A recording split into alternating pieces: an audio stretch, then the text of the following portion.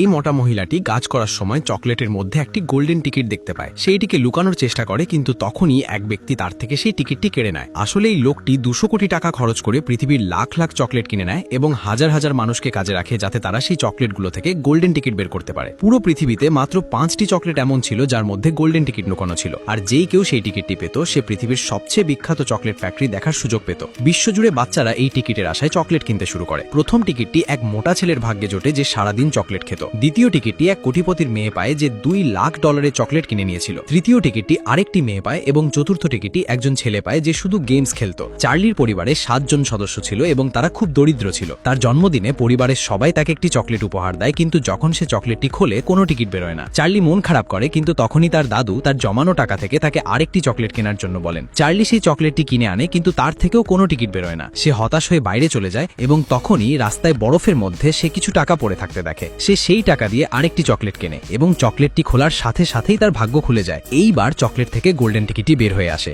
এবং এখন চার্লি পৃথিবীর সবচেয়ে বড় চকলেট ফ্যাক্টরিতে যেতে পারবে।